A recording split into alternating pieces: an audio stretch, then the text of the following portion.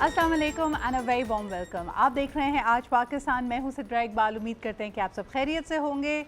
कल हम almost Friday की बात कर रहे थे, आज फ्राइडे है तो thank God we are heading towards the weekend.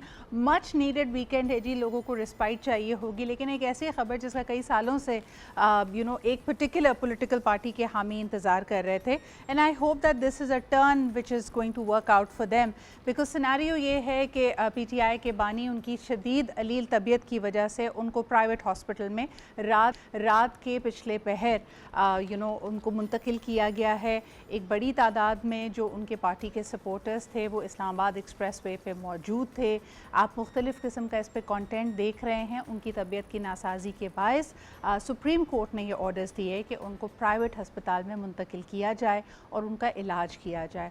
इससे रिलेटेड बहुत सारी बातें हो रही थी। पहले ये भी कहा गया कि शायद इनको सरकारी हस्पताल लेके जाया जाएगा, लेकिन बहरहाल जी अल-शिफा हॉस्पिटल में कल रात बानी PTI को मुंतकिल कर दिया गया है।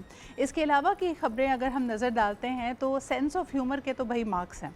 हम बात करेंगे यहाँ पे कि प्रेसिडेंट ट्रंप ने फ़ौरन ही ये डिक्लेयर किया कि स्ट्रेट ऑफ हॉर्मुज़ पे सारी इजारादारी अमेरिका की है, और इस पर बड़ी इंटरेस्टिंगली ईरान ने रिस्पॉन्ड करते हुए कहा कि अगर स्ट्रेट ऑफ हॉर्मुज़ अमेरिका का है तो है कैलिफोर्निया पे कंप्लीट इजारादारी ईरान की है। तो एक तरह से जवाबी हमला है, लेकिन एक बहुत बड़ी तादाद में इरानियन डायस्पोरा कैलिफोर्निया के स्टेट में रहता है और इसी बात पे चोट की गई है।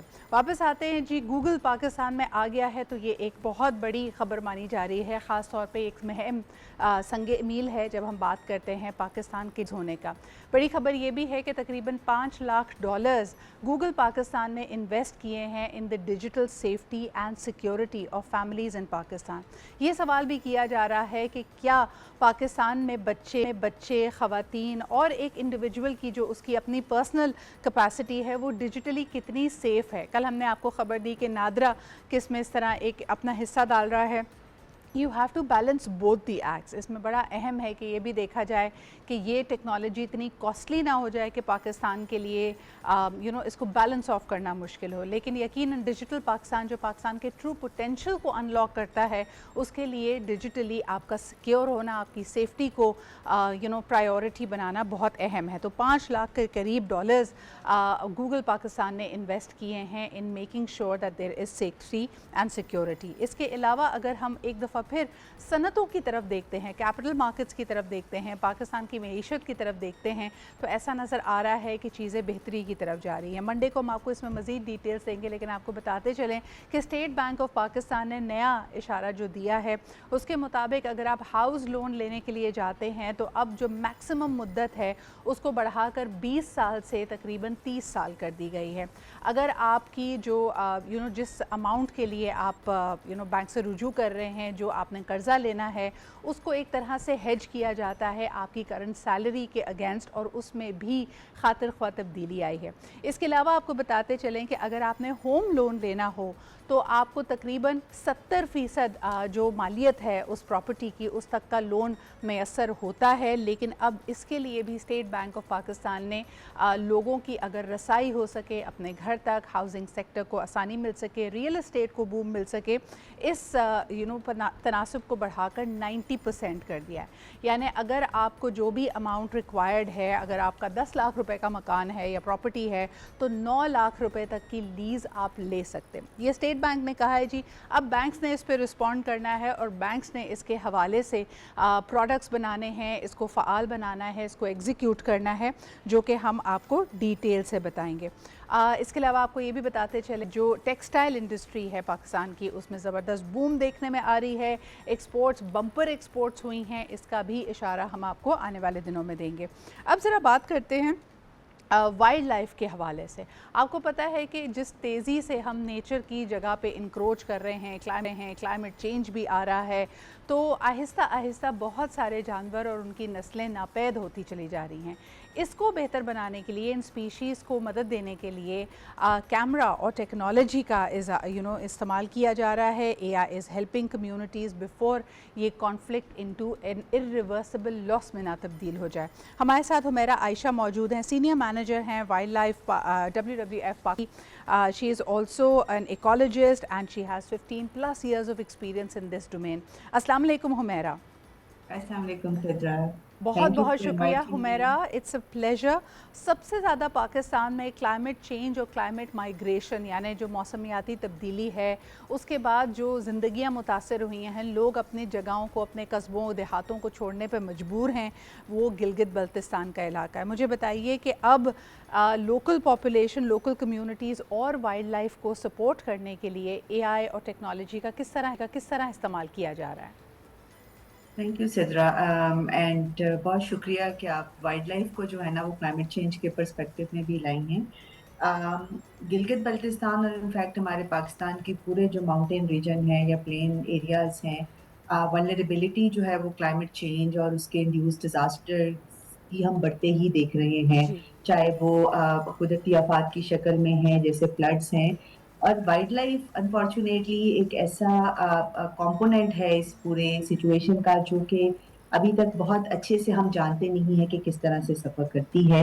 खास तौर पे क्लाइमेट चेंज और कुदरती आफात के कॉन्टेक्स्ट में स्नो लेपर्ड्स अलबत्ता जो घोस्ट ऑफ द माउंटेन्स भी जिन्हें कहते हैं, और वो इंडिकेटर हैं हमारे जो एल्पाइन इकोसिस्टम्स हैं उनकी हेल्थ का भी।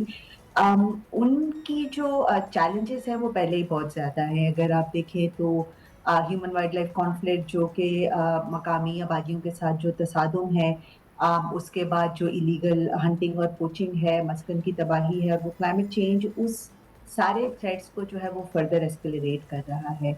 अब टेक्नोलॉजी जो है वो बहुत सारे तरीके से जो है वो हेल्प करती है। कहीं पर ये मदद करती है as a early warning system, कहीं पे ये मदद करती है एज अ रिस्पॉन्स, कहीं पर ये मदद करती है एज अ डेटरेंस। बिल्कुल। मैं बिलख़ुसूस यहाँ पे बात करना चाहती हूँ, मेरा हमारे नाज़रीन के लिए बताते चलें कि WWF पाकिस्तान और लम्स ने एक एआई टेक्नोलॉजी इनेबल्ड सॉल्यूशन देने की कोशिश की है। और जैसा कि आपने फरमाया कि क्लाइमेट चेंज की वजह से जहाँ आबादियाँ यानी इंसानी आबादी और उनका लाइफ स्टॉक, वो जो जानवर पालते हैं उस पर असरअंदाज होते हैं, बल्कि जो वाइल्ड लाइफ है, आप देखिए कि उनका पूरा लैंडस्केप, पूरा इकोसिस्टम बदल जाता है, बह जाता है, वहाँ एवलांचेस आते हैं, फ्लड्स आते हैं।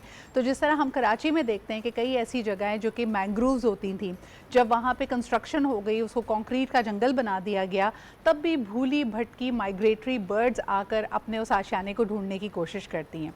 बिल्कुल यही हाल गिलगित बल्तिस्तान में मौजूद स्नो लेपर्ड्स का भी होता है। आपने इशारा दिया कि उनको वैसे ही हंट किया जाता है, लेकिन जब अपनी भूख मिटाने के लिए या परेशान होकर वो आबादी की तरफ आते हैं या लाइफ स्टॉक पे हमला आवर होते हैं, तो उनको मार देने के चांसेस मज़ीद बढ़ जाते हैं। तो ये जो आपका प्रोग्राम है, ये हेल्प करता है माउंटेन कम्युनिटीज़ को पहले ही अलर्ट कर देने पे, ताकि एक तसादुम की कैफियत ना हो और वाइल्ड लाइफ को भी और लाइफ स्टॉक को भी, दोनों को नुकसान ना हो।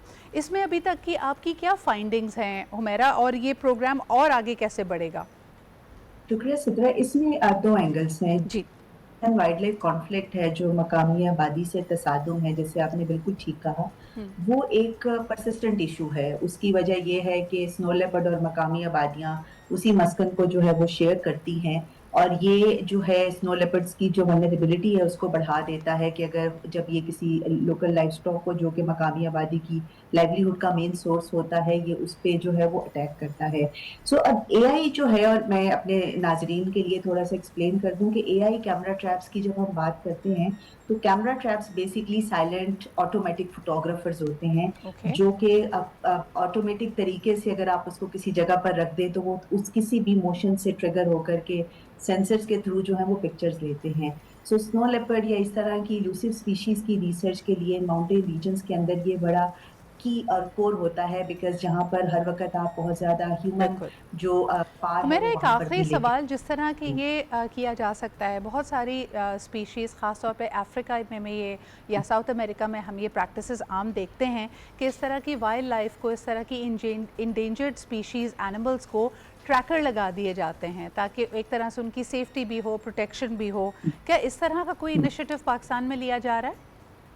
सो पाकिस्तान में प्रीवियसली कुछ स्नो लेपर्ड्स को जो रेडियो कॉलर्स हैं, बल्कि कुछ और स्पीशीज को भी लगाए गए हैं, और वो हमें मदद करते हैं ये समझने में कि ये हैबिटेट को कैसे यूज करते हैं, ताकि, और ये कंजर्वेशन प्लानिंग में बहुत मदद करता है। जो जी। एआई कैमरा ट्रैप सिस्टम है, ये बेसिकली कैमरा ट्रैप्स हैं जो कि ट्रेंड हैं एआई और मॉडल्स के थ्रू और टेक्नोलॉजी के थ्रू कि वो इस काबिल हैं कि वो स्मॉल लेपर्ड्स को जब भी वो मकामी आबादी के करीब आए तो वो एक ऑटोमेटिकली जो है वो उसको रिकग्नाइज करके एक पिक्चर को जो है वो फौरन एक अलर्ट की फॉर्म के ऊपर जो हमारे कॉलीग्स हैं वाइल्ड लाइफ फॉरेस्ट डिपार्टमेंट्स के, जो हमारी मकामी आबादियों के रिप्रेजेंटेटिव्स हैं, WWF की टीम्स को दें, और ये मदद करता है फिर आपको इतने बड़े इलाके के अंदर फौरी से जो है वो रिस्पॉन्स को इनिशिएट करने बिल्कुल में, सही। वो अदरवाइज एक चैलेंज होता है। सो एआई जो है एक तरह से चेंज कर रहा है the way we have always looked at the human wildlife लाइफ कॉन्फ्लिक्ट की इंटेंसिटी,